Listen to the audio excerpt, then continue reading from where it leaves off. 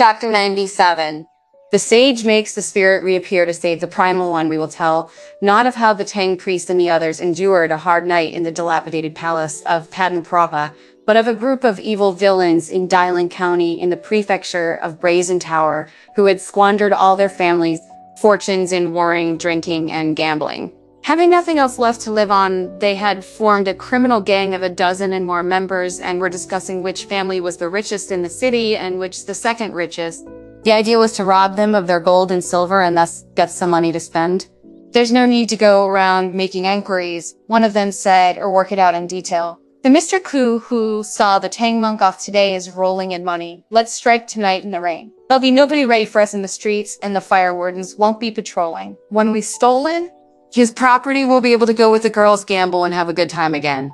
That would be great, wouldn't it? The other robbers were all delighted with the suggestion, and with one heart, they all set out in the rain carrying daggers, spiked clubs, sticks, koshes, ropes, and torches. Flinging open the main gates of the Ku house, they charged inside, shouting and sending everyone inside, young and old, male and female, scurrying into hiding. The old woman hid under the bed, and the old man slipped behind the gates, while Ku Liang, Ku Dong, and their families fled for their lives in all directions. Holding their knives in their hands and lighting torches, the bandits opened up all the chests in the house and grabbed as much of the gold, silver, jewelry, hair ornaments, clothing, vessels, and other household goods as they wanted.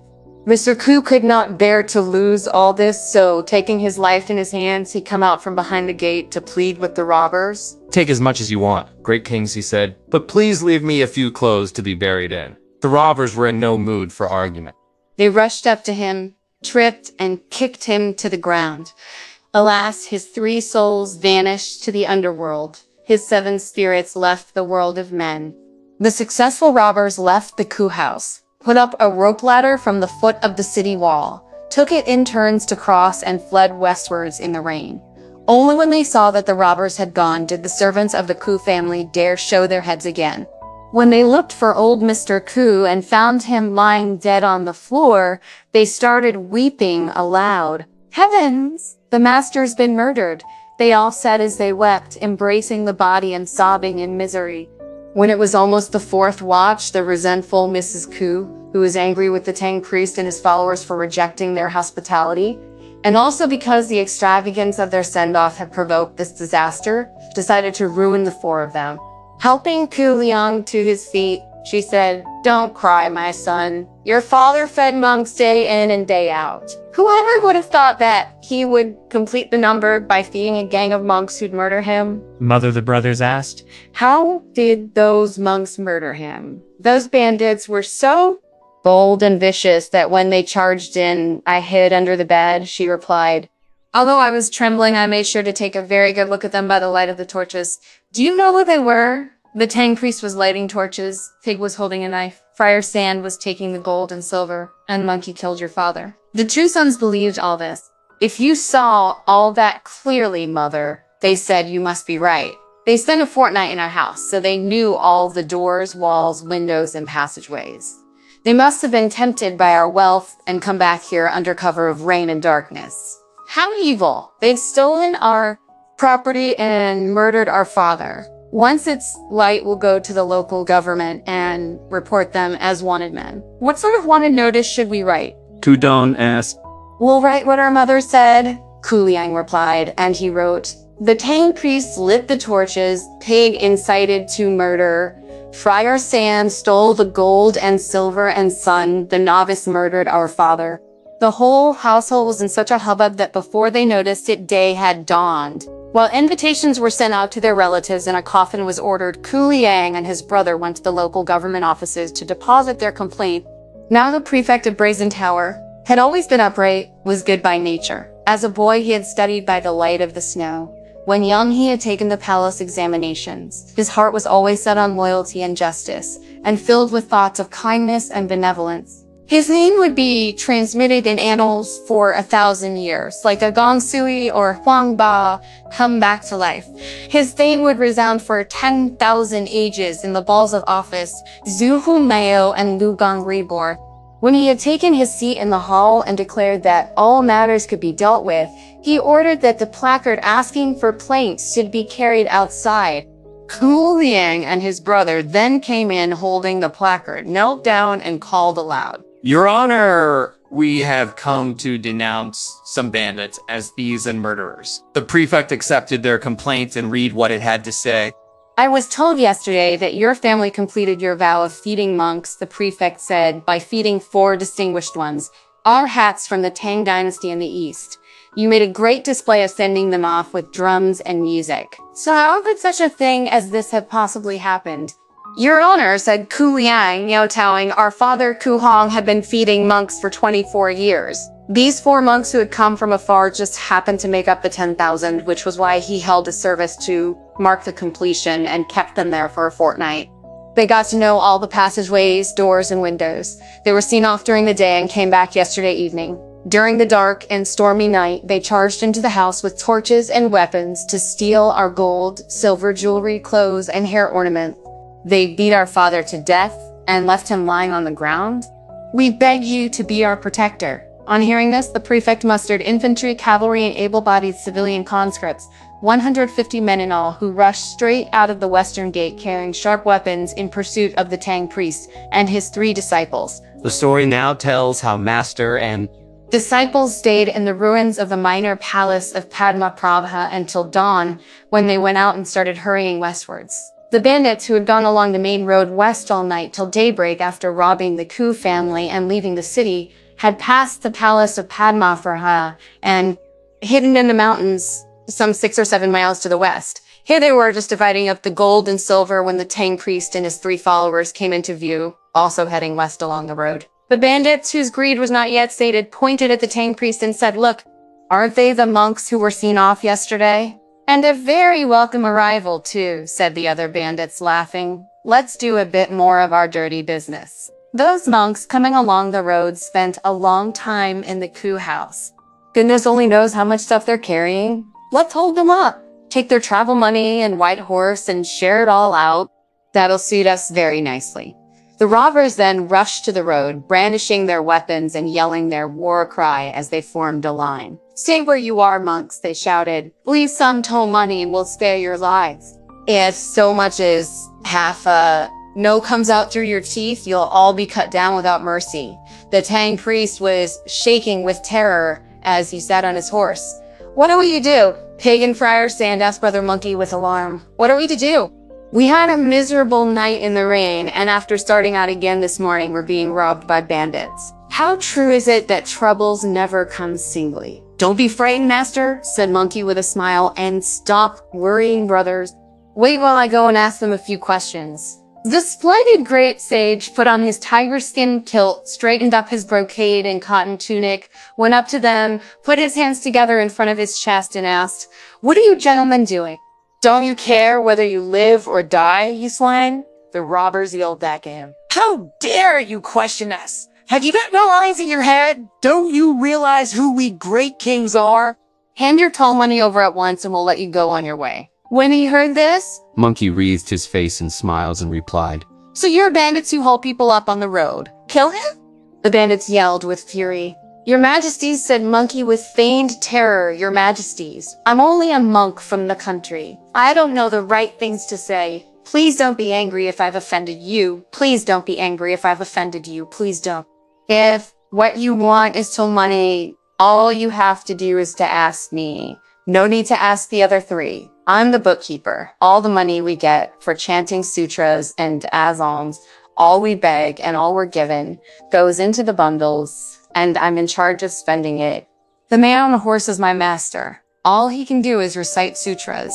He doesn't care about anything else. He's forgotten all about wealth and sex, and he's got nothing at all. The black-faced one is a junior I collected on our journey.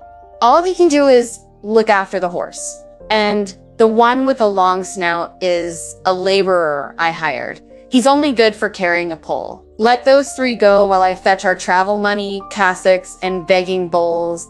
I'll give you all you want." "You seem to be an honest chap, monk," the robber said, "so we'll spare your life. Tell the other 3 to leave their luggage and we'll let them go." Monkey turned back and gave them a look. Friar Sam put down the carrying pole with the luggage and led the master's horse as they carried on westwards. Monkey bowed down to undo the bundle, took a pinch of dust from the ground, and scattered it on the bundle as he said the words of, to the spotty fixing magic. So the moment he shouted, "Stop!" the 30 and more bandits all stood stock still, grinding their teeth, staring their hands apart. None of them could speak or move. "Come back, master," shouted Monkey. "Come back. This is terrible," said Pig in alarm. "This is terrible," said Pig in alarm. "This is terrible. Big Brother is informed on us. He isn't carrying any money on him, and there's no gold or silver in the bundle." He must be calling the master back to ask him to give up his horse. "He's gonna get the clothes stripped off our backs." "Don't talk such rubbish, brother," said Friar Sand with a laugh. "Big Brother knows what he's doing. He's always been able to beat vicious monsters and demons up till now, so what do we have to fear from a few petty thieves? He must be calling us back because he's got something to say to us. Let's go straight there and find out." When the venerable elder heard this, he cheerfully turned his horse round and went back. "Wokong," he called, "why have you called us back?" "Hear what these robbers have got to say for themselves," Brother Monkey said. Pig went up to them, shoved them, and asked, "Why do you move, bandits?" The bandits remained completely unconscious and said nothing.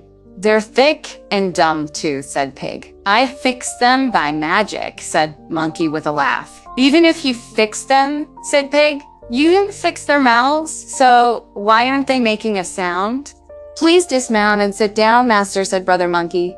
"As the saying goes, people only get arrested by mistake. They never get released by mistake. Knock all the robbers over, brother, and tie them up. Then we'll force them to make statements. Find out if they're beginners or old hands." "I ain't got any rope," said Friar Sand. Monkey then pulled out some of his hairs, blew on them with magic breath, and turned them into 30 lengths of rope. They all set to, knocked the robbers over, and tied their hands and feet together. Then, Monkey Said the words that ended the spell, whereupon the bandits gradually revived. Monkey invited the Tang priest to take the seat of honor while he and the other two shouted, holding their weapons, "Hairy bandits, how many of you are there altogether? And how many years have you been in this line of business? How many things have you stolen? Have you murdered anyone? Is this your first offense or your second? Or your third? Spare our lives, your lordships," pleaded the robbers. "Stop shouting," said Monkey, "and come clean. We aren't hardened robbers, your lordships," they said. "We're all from good families. Because we're a bad lot, we squandered all the wealth we'd inherited in drinking, gambling, warring, and living it up. We've never worked, and now we've got no money either. We found out that Mr. Ku's family was one of the richest in the prefecture of Brazen Tower. So last night, we got together to rob it under cover of darkness and rain. We stole some gold, silver, clothing, and jewelry, and we're just dividing it up in a mountain hollow to the north of the track when we noticed you gentlemen coming. Some of us recognized you as the monks Mr. Ku saw off, so we were sure that you must have some goods on you. Then we saw how heavy your luggage was and how fast the white horse was going. It was our disgraceful greed that made us try to hold you up. Never did we imagine that you would have such divine powers and be able to tie us up. We beg you to be merciful to us. Take back what we stole and spare our lives." Sansei was violently shocked to hear that their booty had been stolen from the Ku household. He stood up at once and said, "Mr. Ku was a very good man. Wukong, so how did he bring such a disaster on himself?" "It was all because the colored hangings and fancy parasols and the huge numbers of drummers and musicians when we were seen off attracted too much attention," replied Monkey with a smile. "That's why this gang of desperados attacked his house.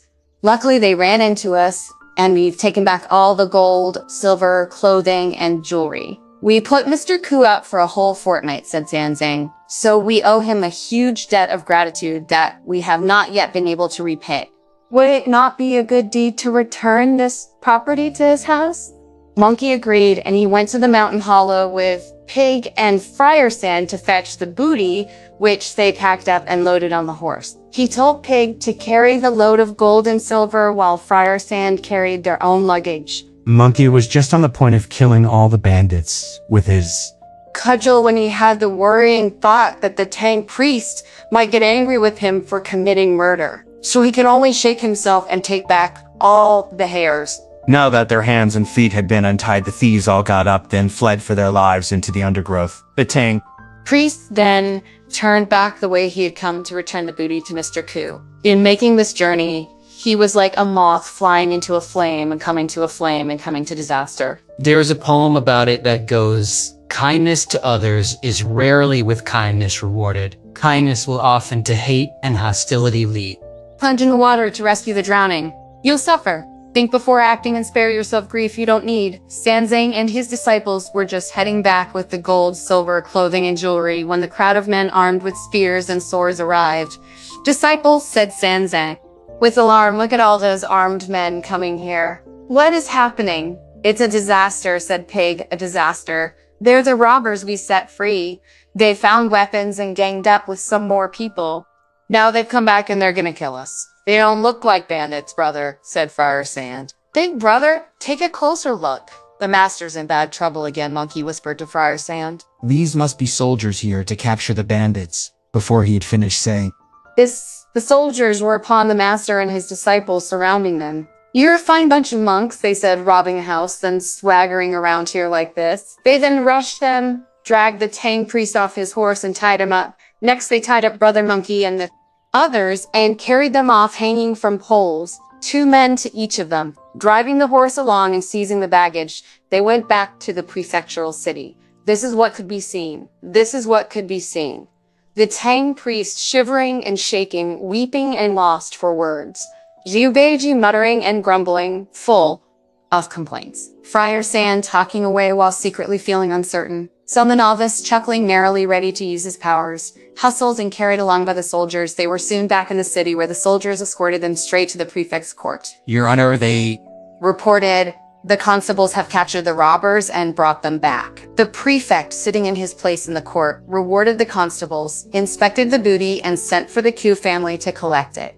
Then he had Sanzang and the others brought into court. You monks maintain that you come from a place far away to the east and are going to worship the Buddha in the Western heaven, he said, interrogating them. But really you're housebreakers who use dirty tricks so that you could get to know your way around. Your Honor, Sanzang replied, we are not robbers.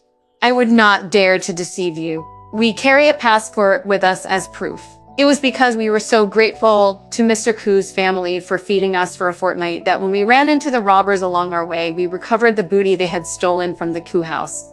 We were taking it back to the Ku house to pay our debt of gratitude when, to our astonishment, we were arrested as robbers by the constables.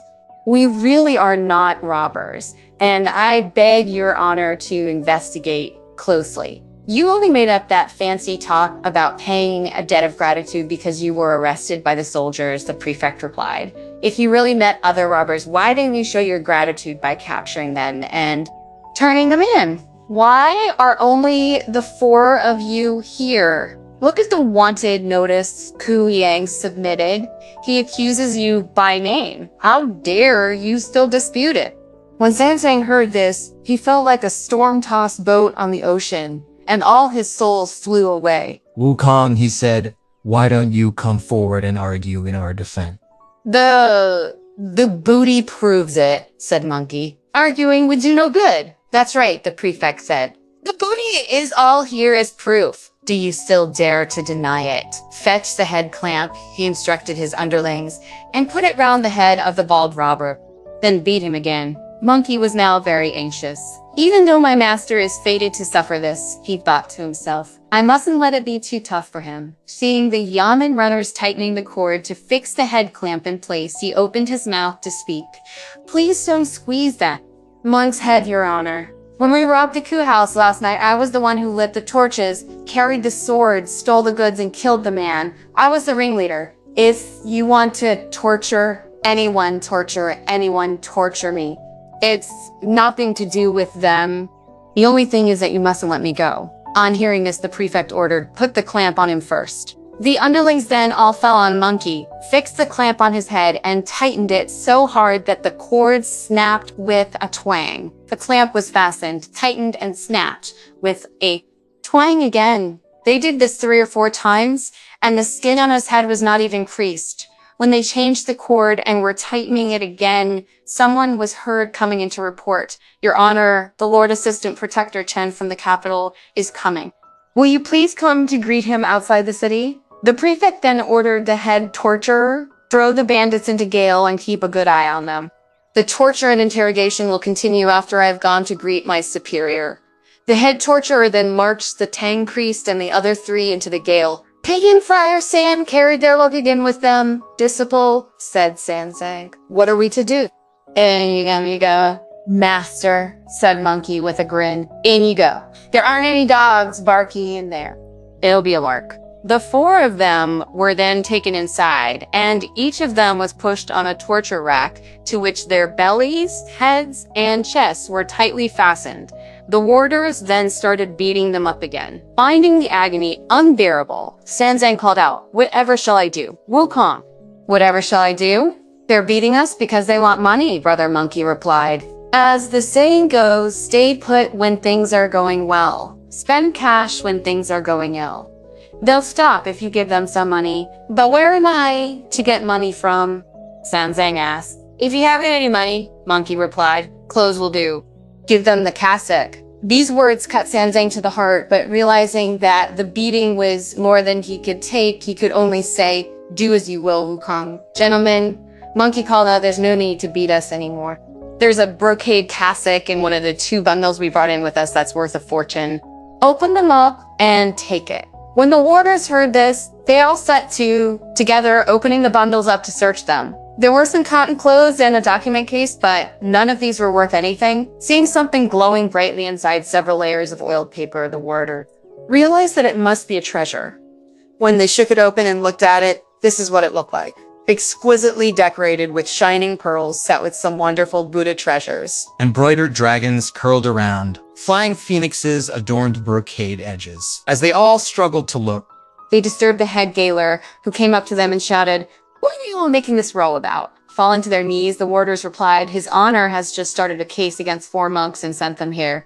When we roughed them up a bit, they gave us these 2 bundles. After we opened them, we saw this, and we don't know how to deal with it. It would be a real pity to tear it up to divide between us, but it would be hard on everyone else if just one of us had it. It's a good thing you've come, sir. You can give us a ruling." The head gaoler could see that it was a cassock. Then he inspected the other clothes and the document case, and on opening the case to read the passport, he saw that it was covered with seals and signatures from many states. "It's a good thing I saw this in time," he said. "If I hadn't, you people would have caused bad trouble. These monks aren't robbers. On no account touch their things. When His Honor questions them again, tomorrow we'll find out the truth." The warders then gave the wrapping cloths back to the prisoners, who repacked them and handed them over to the head gaoler for safekeeping. Evening was slowly drawing in. The drum could be heard from its tower, and the fire. Wardens began their patrols. By the 3rd mark of the 4th watch, Monkey could see that the others had stopped groaning and were fast asleep. the master was fated to meet with the hardship of a night in jail, he thought. That was why I said nothing in our defense and didn't use my magic powers. But now the 4th watch is nearly over and his suffering's almost done. I'd better start getting things sorted out if we're to leave this gale at dawn. Just watch as he uses his powers to make himself smaller, get off the rack, shake himself and turn into a midge who flies out of the prison through a gap between the tiles over the eaves. By the light of a star's end, the moon in the still, silent night sky, he could see where he was going, and he flew quietly straight towards the gates of the Ku house. On the west side of the road was a house where a lamp was shining brightly, and as he flew closer for a better look, he saw that it was a house of bean makers. An old man could be seen looking after the fire while an old woman was squeezing out the bean juice. "Wife," the old man suddenly called out. Mr. Ku had wealth and sons, but he didn't live long. When we were boys, we were both at school together. I was 5 years older than him. His father was called Ku Ming. In those days, he had less than 150 acres. He couldn't even collect his overdue rents.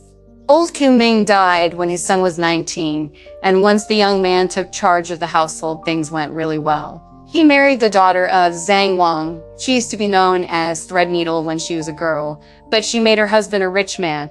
Once she came into his house, his crops were good and the debts to him got paid. Whatever he bought showed a profit, and whatever he went in for made money. His family's worth 100,000 now. When he reached 40, he turned pious and he fed 10,000 monks. Fancy him being kicked to death by robbers last night. Poor man. He was only 64. Who would have thought so good a man would meet with so evil a reward and be murdered just when everything was going well for him? What a pity! What a pity! By the time Monkey had listened to all this, it was now at the first mark of the 5th watch. He then flew into the Q house, where a coffin was placed in the main room. A lamp was burning at the head, and around the coffin was incense, candles, and fruit. His wife was weeping beside him, and the 2 sons also came to No Town weep, while their wives brought 2 bowls of rice as an offering. Monkey landed at the head of the coffin and coughed. This gave the 2 daughters-in-law such a fright that they ran outside, waving their arms about. Q-Line and his brother lay on the floor, too, terrified to move, and crying out, "Oh, father!" Oh, their mother, being bolder, hit the head of the coffin and said, "Have you come back to life, old man?" "No," replied Monkey, imitating Mr. Coo's voice to the great alarm of the 2 sons, who kept kowtowing, weeping, and repeating, "Oh, father, oh." Their mother summoned up even more courage to ask, "Husband, if you haven't come back to life, why are you talking?" "King Yama has sent demons to bring me here to talk to you," Monkey replied. "He told me that Threadneedle Zhang had been lying and trying to frame the innocent." In her surprise at hearing him call her by the name she had been known as a child, the old woman fell at once to her knees, kowtowed, and said, "You're a fine old man. Fancy calling me by my childhood name at this age? What lies have I been telling? Which innocent people have I framed? A priest lit the torches.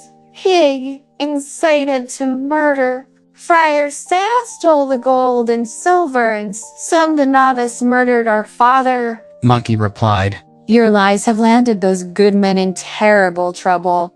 What really happened was that the Tang priest and the other 3 teachers met some bandits and got our property back for us to show their thanks. How good of them. But you had to concoct a wanted notice and send our sons to denounce them to the authorities." The court threw them in jail without making a careful investigation. The Gale god, the local deity, and the city god were also alarmed and uneasy that they reported it to King Yama, and he ordered demons to escort me back home. I'm to tell you to have them released as soon as possible. If you don't, I will have to make havoc here for a month. Nobody in the household, young or old, not even the dogs and the chickens will be spared. Kuliang and his brother kowtowed again and begged, "Please go back, father, and don't harm us all. At dawn we'll submit a petition to the court for their release and withdraw our charge against them. We only want peace for both the living and the dead." When Monkey heard this, he called out, "Burn sacrificial paper money." "I am leaving." All his family started burning paper money. Monkey then rose up on his wings and flew straight to the prefect's residence. Bending low to look, he saw that there was a light in the bedroom. The prefect was already up. When Monkey flew into the main room, he saw a scroll painted, hanging on the back wall. It showed an official riding a piebald horse with several servants holding a blue umbrella and carrying a folding chair. Monkey did not know what the picture was about, but landed in the middle of it. All of a sudden, the prefect came out of the bedroom and bent low to comp and wash himself. Monkey gave a sharp cough, alarming the prefect and sending him hurrying back into his bedroom. When he had combed his hair, washed himself, and put on his formal clothes, the prefect came out to burn incense to the picture and pray to it. "Venerable Uncle Divine Jiankini, your dutiful nephew, Jiankin-san, is now prefect of Brazen Tower, thanks to the hereditary privilege won for me by your ancestral virtue, and also to my success in the examinations. Morning and evening, I offer incense without interruption. Why did you speak today? I beg you not to haunt us and terrify the household." So this is a holy picture of his ancestor, Brother Monkey thought, with a hidden smile. And making the most of this chance, he called out, "Nephew Kunzan, you have always been uncorrupt in the office you were given through ancestral privilege. How could you have been so stupid yesterday? You took 4 holy monks for thieves and threw them into prison without finding out why they had come. The prison god, the local deity, and the city god were all so disturbed by this that they reported it to the king of hell. He told demon envoys to bring me here to speak to you and advise you to consider the circumstances and find out the truth and release them at once. Otherwise, you'll have to come back to the underworld with me for the case to be sorted out. When the prefect heard this, he replied in terror, "Please go back now. Sit." Your nephew will go straight into court and release them at once. Very well then, Monkey said. Burn some sacrificial paper money. I am going to report back to King Yama. The prefect lit incense, burned paper money, and bowed in thanks. When Monkey flew out again and looked around, he saw that the east was already turning light. He then flew to the Dialing County office where all the county officials could be seen in the Courtroom. If I talk when I'm a midge, he thought, and someone spots me, it'll give the game away. That wouldn't do. So he gave himself a giant magical body where he was in midair and stretched down one foot that filled the whole courtroom. Listen to me, you officials, he shouted. I am the roving god Rambler, sent here by the Jade Emperor.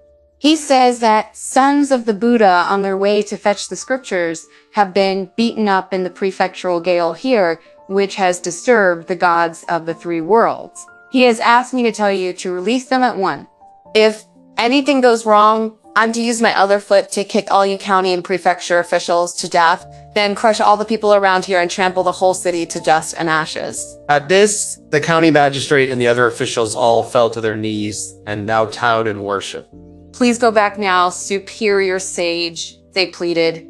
We are now going to the prefectural offices to request his honor to release them immediately. We implore you not to move your feet and terrify us to death. Only then did Monkey put away that magical body, turn into a midge again, and fly back into the gale through a gap between the tiles of the eaves, climb into his rack and go to sleep. The story now tells that no sooner had the prefect entered his courtroom and ordered the notice inviting people to submit written requests to be carried outside than Ku Liang and his brother fell to their knees at the entrance, holding the notice in their arms. The prefect ordered them to come in. And when the prefect read the document that the two of them submitted, he said in fury, "Yesterday you handed me a wanted notice. The thieves were arrested and you had the booty back. So why are you asking for them to be released today?" "Your Honor," the two brothers replied, tears streaming down. "Last night our father's spirit appeared to us and said, 'The holy monks from Tang captured the bandits, took our property back from them, released them, and were kindly bringing the goods back to us to show their gratitude.' How could you have treated them as robbers, captured them, and made them suffer in gale?" The local god in the gale and the city god were so alarmed and uneasy that they reported it to King Yama. King Yama ordered demons to escort me back to tell you to go to the prefectural court and submit another plea for the Tang priest's release and thus avoid disaster. Otherwise, everybody in the household would be killed. This is why we have come with this request for their relief. We beg you to help us, Your Honor. On hearing this, the prefect thought, their father is a new ghost whose body is still warm. So it's not surprising that he should have appeared to them after what happened. But my uncle has been dead for 5 or 6 years. Why did he appear to me early this morning and tell me to investigate and release them? It really does look as though an injustice has been done. As the prefect was thinking things over, the magistrate and other officials of Dialing County came rushing into the courtroom to say in a wild panic, "Disaster, Your Honor, disaster, Your Honor, disaster." The Jade Emperor has just sent the roving god Rambler down to earth to tell you to release those good men from Gale this very moment. The monks captured yesterday weren't robbers. They're disciples of the Buddha going to fetch the scriptures. If there's any delay, he's gonna kick all us officials to death, then trample the whole city and all the people in it to dust and ashes. The prefect turned pale at this new shock, then told the head gaoler to write a release order and deliver them to the court. The prison doors were immediately opened and they were led out. "Goodness knows what sort of being we're in for today," said Pig gloomily. "I can guarantee that they won't dare give you a single clout," said Monkey with a grin. "I've fixed everything up. When you go into the courtroom, you absolutely mustn't kneel. He'll come down into the court to invite us to take the best seats. Then we'll ask for our luggage and the horse back from him. If anything's missing, I'll give him a beating for your entertainment. Before he had finished speaking, they reached the entrance to the courtroom where the prefect, the county magistrate, and all the other officials came out to welcome them with the words, "When you holy monks arrived yesterday, we were under urgent pressure to meet our superiors. In addition, we did see the stolen goods. That is why we did not find out the truth." The Tang priest put his hands together in front of his chest, bowed and recounted in detail everything that had happened. The officials were all voluble in admitting, "We were wrong, we were wrong, we were wrong. Please don't be angry with us." They then asked if the monks had lost anything in the prison. Monkey stepped forward, opened his eyes wide in a glare, and yelled at the top of his voice, "Our white horse was taken by the court officers, and the gaolers took our luggage. Give it back right now. It's our turn to torture and question you like how. What should the punishment for wrongfully arresting innocent people as bandits be?" Seeing how ugly he was acting, the prefectural and county officials were all terrified. They told the people who had taken the horse to return the horse, and the men who had taken the luggage to return every single piece of it. Just look at how viciously the three disciples start acting. Well, the officials could only blame the Ku family to cover up their own blunder. "Disciples," said Sanzang, trying to calm them down. "Let us go to the Ku house to question them and argue it out with them in order to make everything clear. Then we can find out who it was who took us for robbers." "Good idea," said Brother Monkey. "I'll call the dead man back and ask him who killed him." Friar Sand hoisted the Tang priest up on the horse right there in the courtroom, then escorted him outside with much shouting. All the prefectural and county officials accompanied them to the Ku house, so alarming Ku Liang and his brother that they no-toed repeatedly in front of the gateway, then led them into the hall. This was where old Mr. Ku's coffin lay, and the whole family was to be seen weeping inside the mourning drapes around it. "Stop howling, you lying old woman," Monkey shouted. "You tried to get innocent men killed. Wait till I call your husband back. We'll see what he has to say about who murdered him. That'll shame her." The officials all thought that Monkey was joking, but then he said, "Please keep my master company for a moment, your honors, pig. Friar Sand, protect him well. I'm off. I'll soon be back." The splendid great sage bounded outside and rose up into the sky.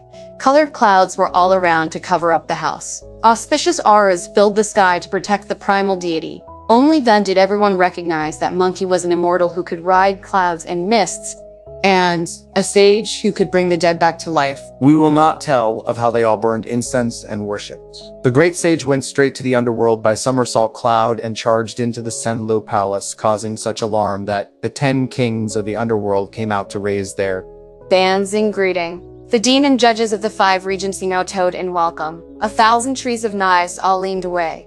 10,000 hills of swords all leveled themselves. In the city of the unjustly slain, the fiends were converted. Under the bridge over Punishment River, the dead returned to life. The divine light was like the grace of heaven, and everywhere shone bright in the palaces of darkness. The 10 kings received the great sage, greeted him, and asked him why he had come. "Who's got the ghost of Ku Hong who used to feed monks in Dailing County in the prefecture of Brazen Tower?" said Monkey. "Find him and give him to me at once. Ku Hong is a very good man," the 10 king replied. "He came here himself. No demon had 2 envoys drag him here with their hooks. He met King K. Siddhagarbha's golden cloud boy who took him to see Siddhagarbha." Monkey then took his leave of him and went straight to the turquoise cloud palace, where he saw the Bodhisattva King Kitagarbha. When the Bodhisattva had greeted him, Monkey explained what had happened. "When Hong's allotted span had been completed," the Bodhisattva said with delight, "and his life was over. That is why he left the world behind and came here without touching his bed. As he was such a good man who had fed monks, I have made him a chief recorder in charge of the register of good deeds.